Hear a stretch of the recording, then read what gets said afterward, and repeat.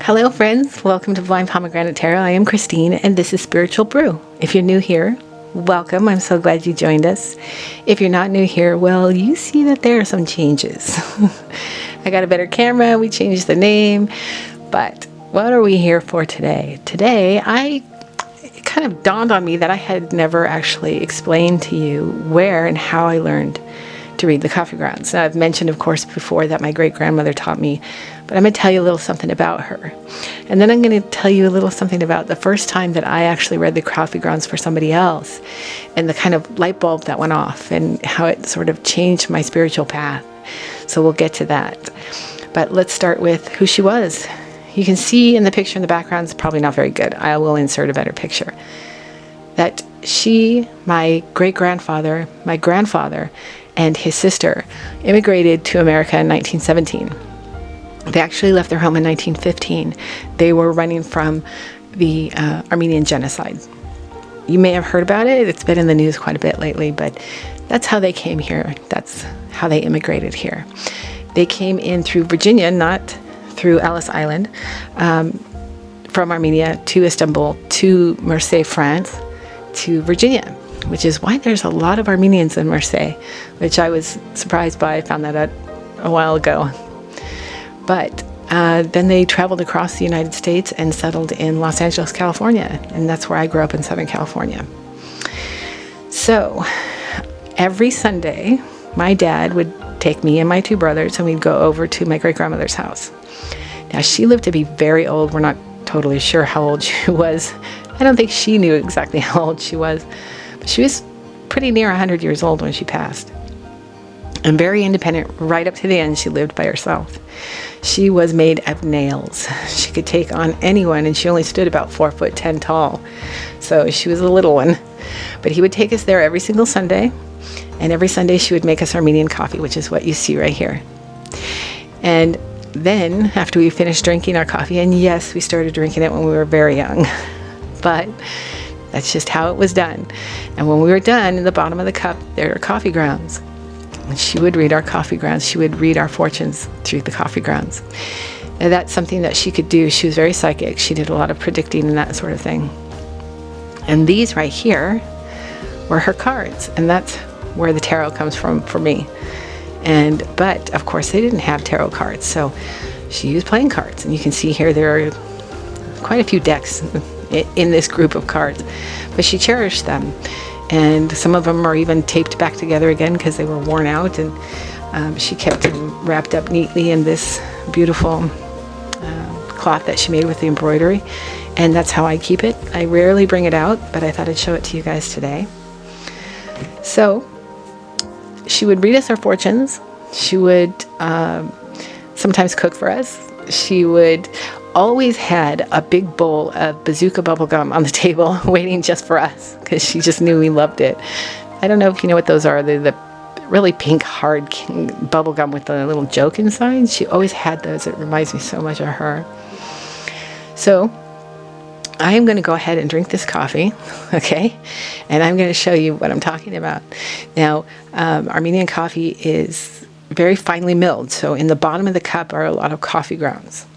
And so at the end, we're going to read them together. We're going to sit back into our intuitions, and I'm going to show you how to do it too. And then while it's sitting and waiting for us to read, I'm going to tell you about my first experience with reading for somebody else.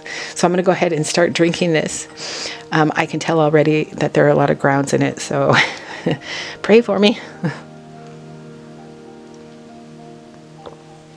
These cups are hers. So these are very familiar to me. They're very, well, they're a lot. But at the time, they were very cool, very in. But I cherish them. She had a whole set of them. I cherish them because they remind me so much of her. If I think back of all the women in my family, and all of the women in my family are strong. They're amazing. She was, I'm trying not to cry. She was probably the strongest human being I've ever known. To have gone through what she went through. As you see in this picture, my grandfather's there, but his sister is not. And somewhere along the way, when they were immigrating here as political refugees, she died. And my great-grandmother could never bring herself to talk about her. So to this day, I don't know where she is. And we never talked about her because she just couldn't do it. But she was an amazing, strong, intuitive, psychic, gifted woman who, boy, did she go through a lot. And I think that makes us, it makes us stronger, but it breaks us a little too sometimes. But she was incredibly loving and took really great care of all of us. She was very important to my father, and she sort of taught us all not just how to read the coffee grounds or how to read tarot cards or express the gift that she gave us, because everybody in my family has a little bit of the gift. My dad did. My dad used to have visions, and his father did. So she didn't just share those gifts with us. She really shared how to be a good human being, because no matter what she went through, no matter how hard it was for her to leave her homeland, she always taught us, that everyone is the same. It doesn't matter what your religious beliefs, it doesn't matter where you come from, everyone is the same, and that's how you treat them. And that's a lesson she learned. Well, I don't know, maybe she had it all along, but she could have become very, very bitter, but she didn't. She preached to us that we have to treat everybody equally, and that all human beings are equal. We all have the same light inside. And so when I say that in either my tarot readings or my spiritual brew, or we used to be called Coffee Talk to those of you who have been here before, it comes from her. That's where I got it from. She had a lot of wisdom for a little teeny tiny woman in a tiny, tiny package.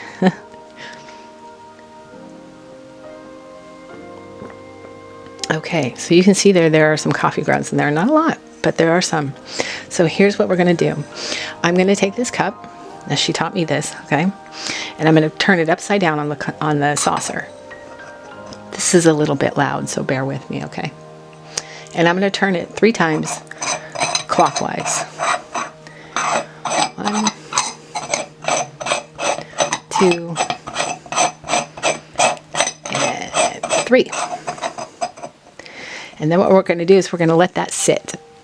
And in just a minute, I'm going to turn it over, and I'm going to help you sit back into your intuition and read the coffee grinds. This is very cool. I love doing this. But like I promised, let's talk about the very first time I did a reading for somebody else, and how you can use the coffee grounds and your intuition and your working with spirit to give advice, to help guide other people's souls and spirits in the way that their spirit guides want them to. And so you can act as a catalyst for that. But my very first time, this was many, many years ago, that I did a reading for someone else. When I turned their cup over, we were in a restaurant. When I turned the cup over, I saw a mountain. And on one side of the mountain was very straight up and down. On the other side of the mountain was sloped, with a long slope that came down. And right in front of the mountain, just about here, I saw a very clear image of a bird. And it was flying straight into the mountain. But it was flying straight into the mountain towards the top. So it would have been about there to the mountain. And I heard very clearly, okay, and I felt and I knew that the person I was reading for was about to have what we would call in tarot a tower moment, which was something very strong, hard was going to happen in their lives. Something was going to fall apart. They were headed for that mountain, and they were going to slam right into it pretty soon. But what I also heard was that because you were so close to the top of the mountain, and the backside of the mountain sloped down easily, that you would get up and over this problem and slide right out of it. And in fact, that's exactly what happened for them. So it affirmed to me that my gifts were, yes, they're very strong. They were there. I just needed to listen, and I just needed to practice, and I needed to do what my heritage told me to, what my great-grandmother taught me to, what I know was in me all along. So it really changed and turned me in a different direction when it came to my spirituality, when it came to my practice of my abilities, and then I could apply it to other parts of my life and really grow from there, which is what led me to doing tarot.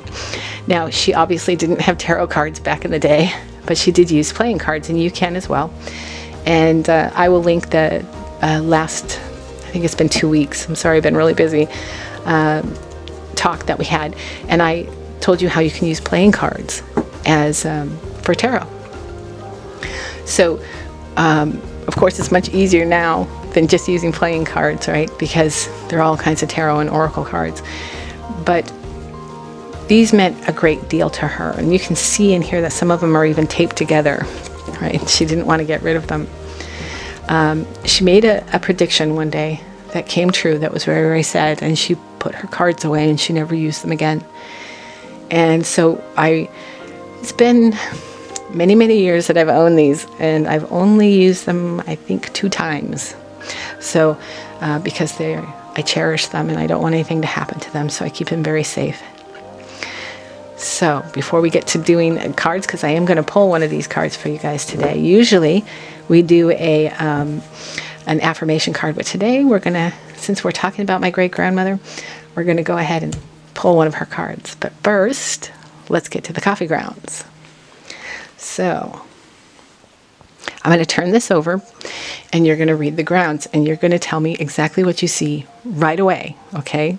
No holding back, no questioning yourself, no, oh my goodness. I'm sorry, I have spirit really close to me right now. Okay, where was I? Yes, okay. So I'm going to turn it over, I'm going to read the coffee grounds. But first, what I always ask everyone to do, to help you sort of sit back into your intuition, we're going to do a real quick breathing meditation. It's only just a couple of seconds, but it helps quite a bit. So what I'm going to ask you to do is put your feet flat on the floor, put your hands in your lap with your palms up, and what this is going to do is root you to the earth and open you to the universe. And what we're going to do is we're going to take a deep breath in through our nose for 5, hold it at the top for 2, and release it out our mouth quickly for 3. And what that's going to do is bring in new energy and push out the old. And that's going to help you to sit back into your intuition and really trust yourself. That's the whole point of this exercise. And this is why we do it every single week, because it really helps you to sort of teach yourself, trust yourself, know yourself and your intuition and your gifts. Okay? So we'll go ahead and start that now.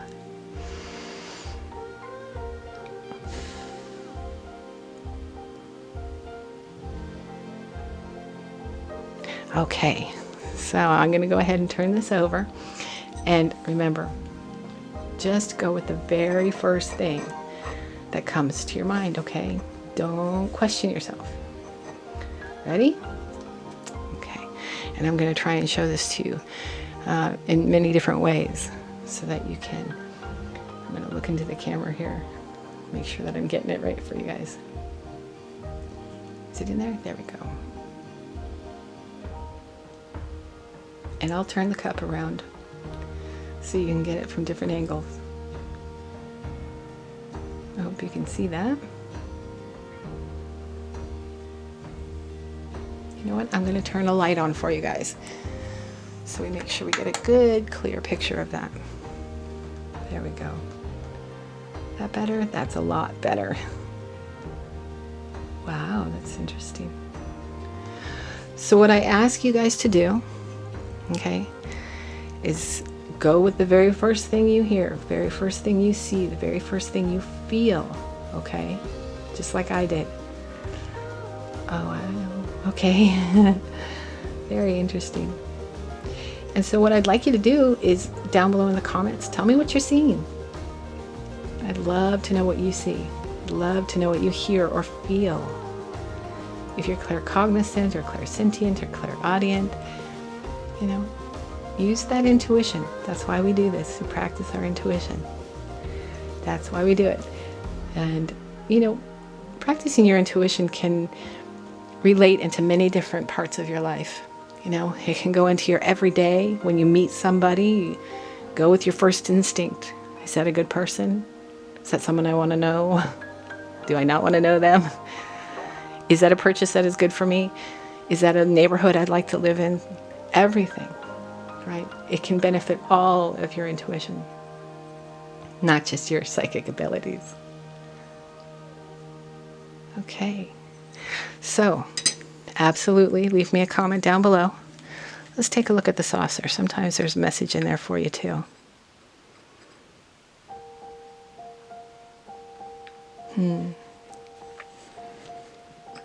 Okay, and what I'll do in a couple of days is I'll come back in and I will tell you guys what I saw. But I don't want to influence you by what I saw. Now, you may see something completely different than the next person and absolutely different from what I'm seeing. And that's a good thing, because that means you're listening to your own guides, to your own spirit, to your own higher self, and to your own intuition. And that's the whole point. So, like I said, usually we do a affirmation card, but today we're going to see what my great-grandmother's cards have to say. Like I said, I'm a little weary of them. I don't want to hurt them. Ooh. Okay, I'm going to take the one that landed in my lap, okay? Because that usually means a lot to me. When it lands in my lap, I know that's the one. So I'll put that aside. King of Wands. Interesting. So if you'd like to know how working with a regular card deck works for tarot, I will, like I said, I'll link that below our last talk, and that will tell you all about it. King of Wands. This is a man who, well, doesn't have to be a man, okay? Man or a woman. This is a person who is fiery, right? Wands are fire, but knows their emotions, but also knows how to use their common sense alongside their emotions. So they're kind of the total package. So this is someone who's emotional, who can be loving and kind and generous, but is also kind of stern dad too, because they're practical at the same time. It's kind of, like I said, the total package. I love that. That's very cool. All right, we'll put that over here. That was a quick one, but I really wanted you guys to understand where I was coming from when I read the coffee grounds and what it really means to me, and how it affected every bit of my life, and how it taught me such great lessons, and how my great-grandmother taught me lessons through it. It was the coffee grounds that didn't just teach me how to get in touch with my intuition, but gave us a sense of connection to our family, and love and caring and comfort. It's very, very important to me. So when I bring out the coffee grounds, when I bring out the coffee, I wanted to share with you why I do that. It's more than just having a great cup of coffee. It is. It's very, very strong. And there's about 2 to 3 pounds of sugar in it. It's very sweet. But it's also very, very important to me, and that's why I love to share it with you guys. And I hope you'll give it a try too. Try it at home. Get yourself some Armenian coffee, or at least get yourself whatever kind of coffee that you enjoy the most, and grind it up real small, and cook it up in a, well, I would suggest you get a pot like that for on the stove top, but however you have to work it out, go ahead and practice it at home. It's actually a really lovely thing to do, to sit with someone and read their coffee grounds. Okay? Thank you guys so much for joining me. I really enjoyed this. Thank you for letting me tell you my story, and the story of my family, and how this means so much to me, and how I really love doing this for you guys. I really do. I love to share it just as much as she loved to share it with us. So I hope to see you guys next time. Well, we'll see you on Tuesday for Pick a Card. I'm not sure what we're going to do for that Pick a Card. I'm going to have to ask Spirit what the idea is there. Where should we go? Oh, you can leave me a comment and let me know what you guys would like to do. Okay? All right, I'll see you guys next week, and I'll see you on Thursday for Pick a Card. Thanks, guys. Bye.